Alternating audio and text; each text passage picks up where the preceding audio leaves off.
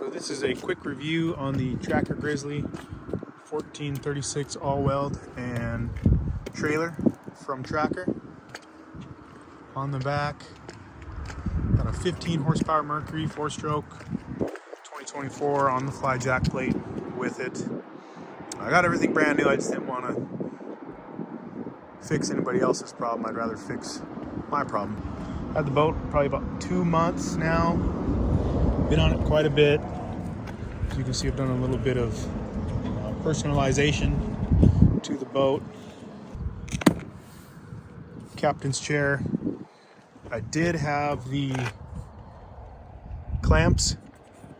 I didn't like them, no matter how tight you got them, especially with this. It just didn't get them tight enough. So since then, I have riveted this down to the top, cut out the Amazon EVA foam and put it directly on there and riveted it to there. And it's been holding pretty good. Then obviously the casting deck and a little storage. As far as the electronics and all that, switch panel, I got the battery box off. Switch panel, a lot of this stuff is just from Tinyboatnation. You know, we got lights, Coast Guard nav lights, red and green, just a little interior light so a guy can see, and then the storage. Running 2 lithium 50 amp hour batteries in there. One is for the electronics, the Garmin. Do have Livescope. Electronics cost more than the whole boat. Gotta love that.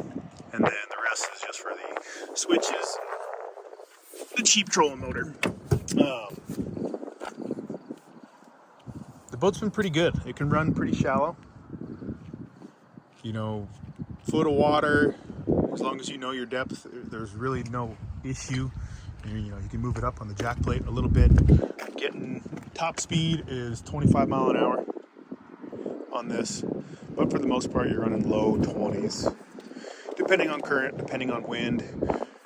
This motor, with the weight of this boat, running 6,200 all the way up. So I am going to get it's a 9 pitch prop on there. I'm getting a 10 pitch prop.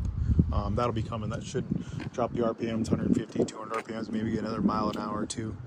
But I guess you can see right here on the stringers, I have cracked welds here, here, and here that need to get welded, and it's the same on the other side there. I mean, that might be because how I run it. That might be because maybe it's got a little bit too much weight in the front. Like I said, this really doesn't weigh that much. I mean, it's 16th inch aluminum, so not really a whole lot of weight.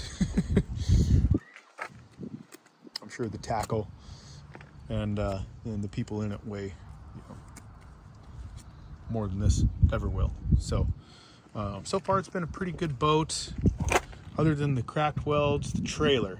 So the jack is from Tractor Supply. They do not give you a jack with the trailer, so that's another added cost with that. I did have a little bit of a problem with the lights, so I've swapped out the lights.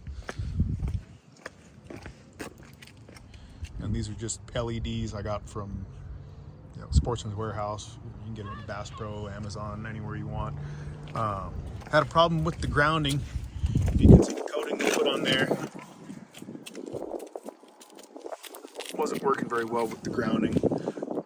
Scuffed that off, got it back to bare metal, but where the light bulb actually goes into the socket, that was a little bit loose, and I got tired of dealing with it, so I just got new lights. These ones are waterproof, so they say. So, you know, if you forget to unhitch your lights before you back it in the water, it's really not that big of an issue. So handle's pretty good. For the most part, it's just me and my son in the boat. He's little. He's almost 4, so he doesn't really weigh a whole lot. I'm like 180. He's 45, and we sit right there, and it runs pretty good. You get another guy in there. I have had another seat. You can see where I had the seat. I took that out just to help with a little bit of weight. I mean, it's probably only 30 pounds for that, but anything helps, you know. And you can still get up on plane. You're just going to drop your mile an hour a little bit. So that's my quick little tidbit of this. At the end of the day, this is a tracker, so there's going to be a couple things here and there. Oh, bunk boards, put those on. A necessity for hitting the rivers. This thing is so light, you gotta, yeah, you need those. So as far as the casting deck, you can see how I built it. I built it so it was level with that if I ever wanted to extend it out.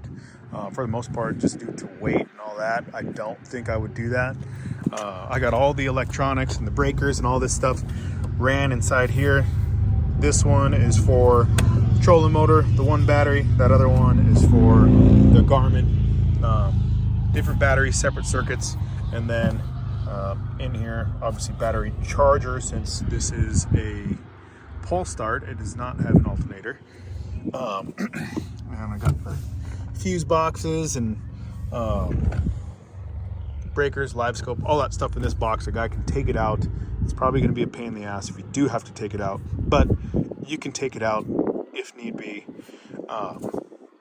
And it's not, if I were to build this over and put all this shit in here, that would be, you would never be able to access it if you had a bad fuse, or if you wanted to take it out, it'd be too much of a project. So that's why I did it like this. So you can see the aluminum sheeting. Everything's riveted. This whole casting deck is riveted.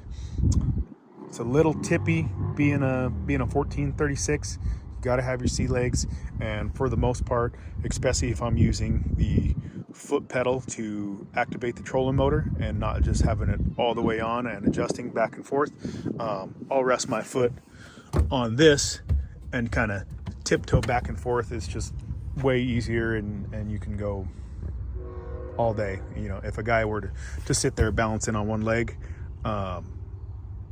it would be a miserable day, and you couldn't do it. So that's why I did it like that. So all in all, it's a tracker, unsinkable too. You can see that right there.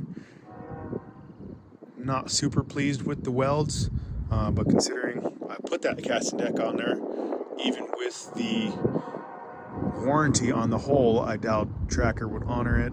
And I haven't asked. Maybe they would, but there's plenty of welding shops here in town that would be a lot easier than taking it all the way back to the dealership 3 hours away. Like, hey, can you fix this? And then have them tell me yay or nay, and then driving it all the way back. Who knows how long it would take them to do it. It took them, Tracker, that is. The boat was ready instantly. The trailer was not. I waited probably a month and a half for the trailer. So it's a decent trailer. I mean, it looks nice. It looks a lot nicer than just going and getting one off of Harbor Freight or wherever else. So I like that quite a bit more. Happy with the build. If I had to do it all over again, I'd probably just get something a little bit bigger and a little bit more robust. You know, your time is worth something, and it definitely took some time to piece this all together. And they make boats that you could pretty much get everything like this from the factory. I mean, they're obviously quite a bit more expensive, but this is mainly me and him's boat. If you want to get other people on there, that's another reason. I would behoove someone to get something a little bit bigger, maybe a 48 wide or a 56, one of those Havocs or Excels or whatever it may be. So, yeah.